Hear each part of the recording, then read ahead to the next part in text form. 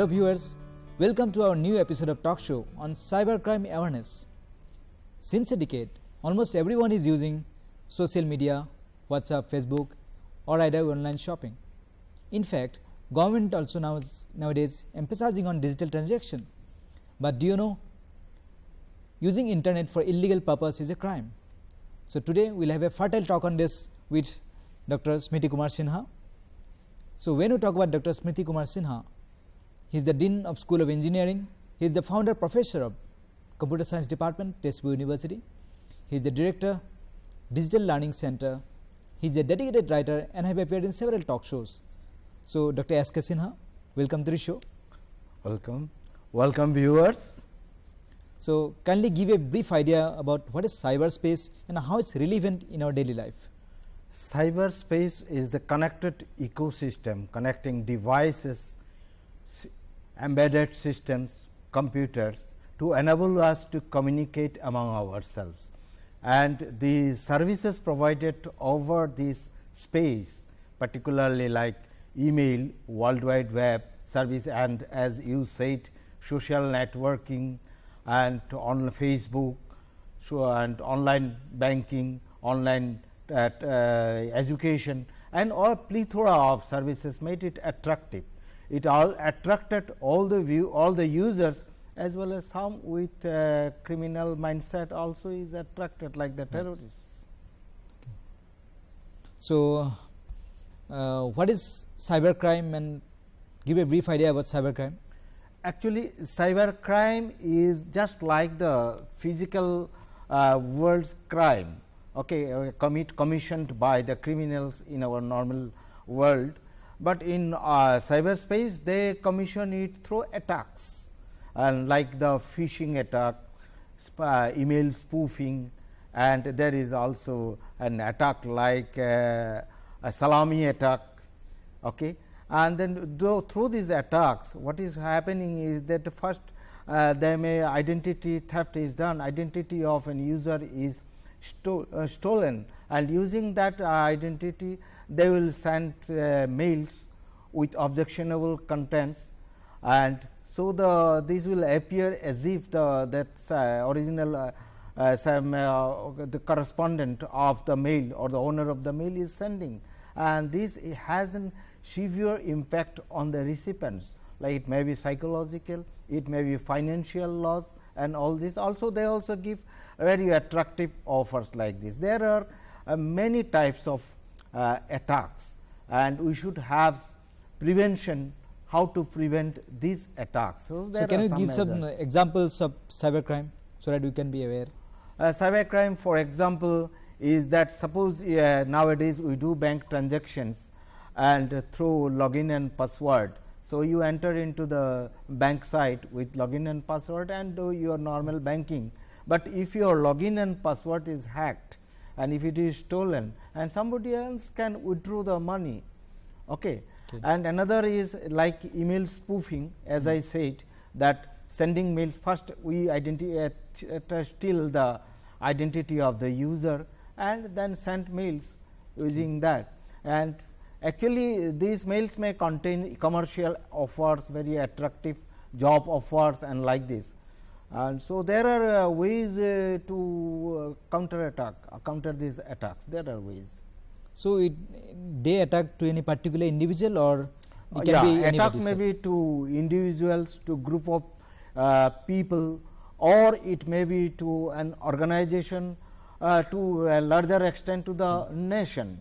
Like for example, if we have an infrastructure like nuclear plant is there, the cyber criminals will try to attack and sabotage their functionalities of the plant.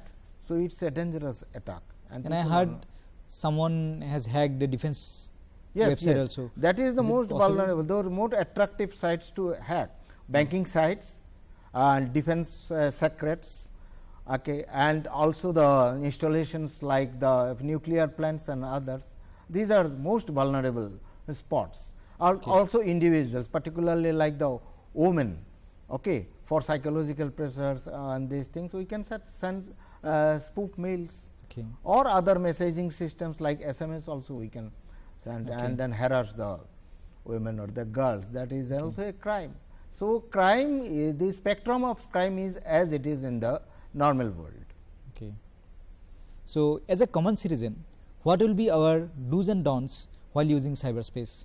Yeah, for example, when you go for logging, okay, accessing your site, whether it is a Facebook account or a bank account, normal authentication, which is the weakest form of authentication, is done by using login and password. Normally, we give the email address itself is the login, but the password we select, the user normally selects passwords which they can remember very easily, like the daughter's or the son's name or own name with some digits like 1, 2, 3, or the birth date and all this, which can be easily found out through social engineering by the attackers or the criminals. So, we should give the passwords very tough passwords, so that it is not easy to guess the password. This is first thing.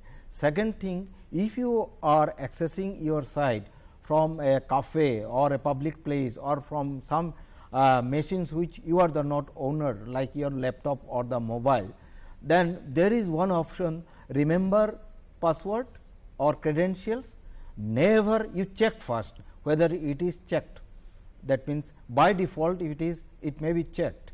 Now, what is the danger of this then? Once you leave, then your login and password will be stored as a cookie in the local machine. Anybody can go to your bank account and do all the transactions. There comes a default options. Default options, or it may not be there, but first check if it is a public place, or like not your mobile, from someone else mobile or from someone else laptop you are accessing, then first be sure not to remember it, not to preserve the login and password in the local system. Second level of authentication normally we use is using not only the secret knowledge, but also using some device, owning some device like ATM card, where not only you have a PIN, but you have a device called, we call normal ATM. Now, what measure we have to take there as a prevention is that when you go to any ATM machine with that your card, be sure that someone else is not yanking or not peeping what you are doing, because from your fingering or the movements of the fingers, an attacker can find out what is your password. Exactly. And moreover, in most of the machines we have our secret I mean these cameras may be there. So, these cameras may be from the server provider like the bank's site, or it may be by the attacker also can plant it. Then once you type it, and then your password may be hacked very easily. So, we should be very careful in transacting. Third alertness which is required is that sometimes as a part of our protocol, the banking system or other system sent an OTP to one time password to your registered mobile number.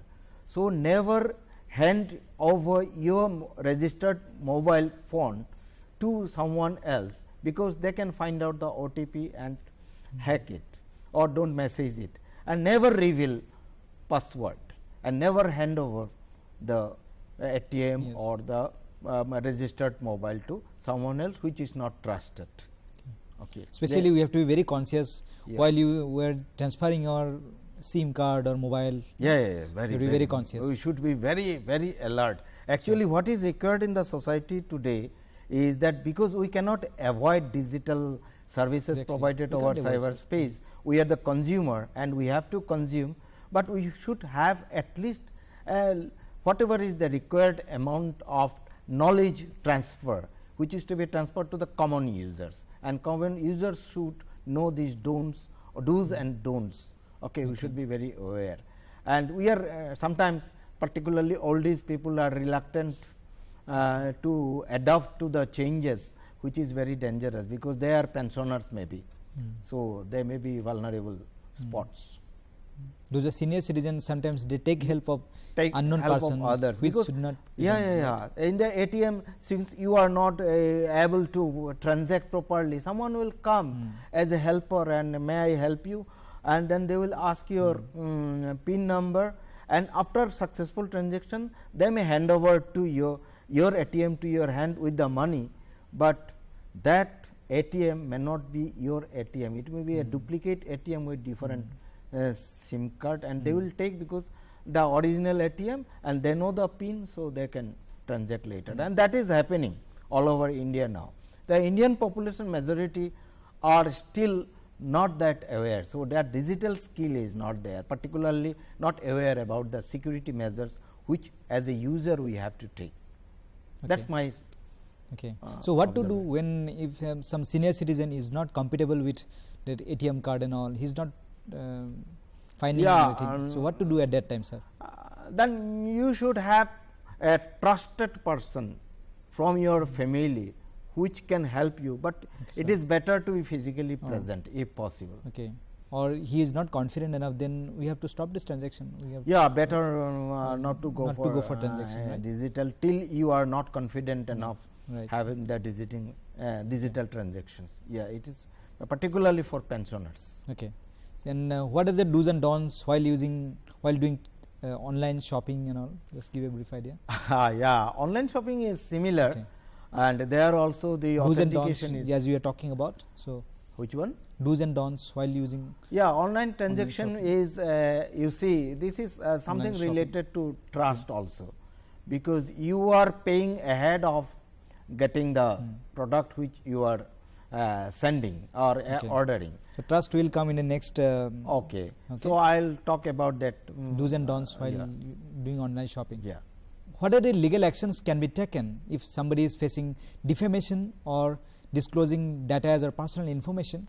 Yeah, actually, is there any provision? Yeah, provisions are there, because once we go for digital India, so as a requirement, we have also all the security measures required for transactions of our cyberspace, and also laws are enacted, and there are law keepers like police cells are there on digital crimes and others.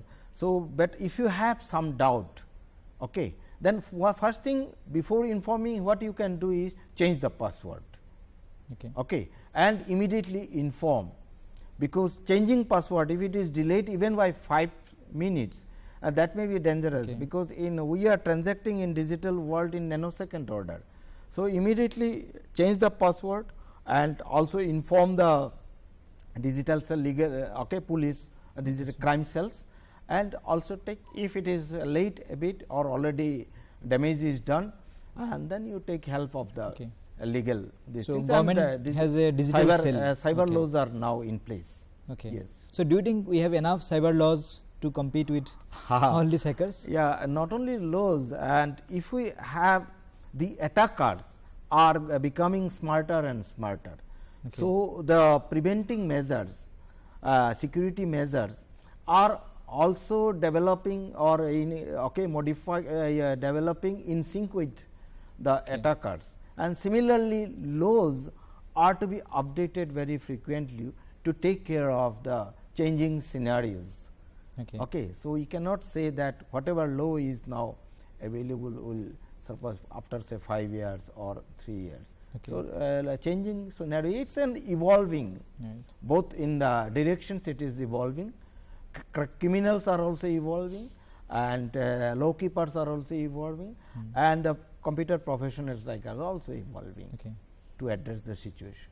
So, that means we can take a legal action if somebody is disclosing your legal messages. actions you can immediately. Even it is a crime to disclose somebody's profile picture. Just like in our normal life, we can tackle through via law. Immediately, even digital crime is also we can tackle. There is. So, just give a brief idea what kind of cyber crime can be. Is it a crime to disclose somebody's personal messages or information, or creating pictures or stealing pictures from Facebook? Is it crime? There are different types of attacks. First simple attack we faced in 1990s or 80s is virus. A main purpose was it replicates and damages the information stored there, or the functions will be delayed and all this. They are self-replicating programs. Second came the worms, and worms actually travel from one machine to the other okay, through network and then do the damages. Third is Trojan horse type, Trojan. Okay. Trojan looks like a beautiful application or a beautiful these things, but at time it will do the mischievous activities, and nowadays there are called the botnet. What it is doing is that a criminal or a terrorist will now just like we do brainwash, it will do the brainwash of your mobile or your laptop, and it will now work in favor according to the commands of the terrorist, and send messages, maybe email spoofing, it may be like your salami attack or these things. So, these are called botnets. Okay. Okay, botnets are there, and ultimately all of them will simultaneously attack a machine and damage it. Okay, information stored there damaged. This is called intrusion. Okay, or sometimes it is called distributed, okay, intrusion detection. Systems can take care of such intrusions. Okay. And we have called logic bombs. Okay. Okay, logic bombs are the small logic codes which will come along with some other machine, and it will be dormant till particular condition is prevailing, and when this condition is satisfied, immediately it will say delete your personal information or your bank account data and all these things. Okay. These are very dangerous. Okay. So, there are different forms of attacks, and the attacking forms are changing over time, and these nowadays they are very complex. So, so all the researchers. So, we should not go for any terms and conditions, we have to read carefully. Yeah. Say for example, phishing, these things, phishing attack. What it does is it sends some mail to you with a job offer, or some that you own one lottery of say 5,000 dollar or like that, and they will give links. And now, if you click these links, you will end up to the phishing website. It came to me also, sir. Yeah, and another dangerous one, sometimes called steganography, is that you are fond of say Aishwarya Rai or Amitabh Bachchan. A beautiful picture of Amitabh Bachchan or Aishwarya Rai is sent to you, and once you see click this picture for enlargement others, then this malicious code will work. Okay, where is this malicious code stored? In the picture itself. It is an MPEG picture, but some bits of these are not used in an MPEG picture. These bits will store this malicious code, very small code. So, when you receive some greeting card, good morning card, or on your marriage day, birthday and all these things, if it is from unknown source, be careful to use it. Immediately it is better to delete if it is if the sender is unknown to you. Okay. So, is it legal to copy somebody's picture from Facebook or WhatsApp?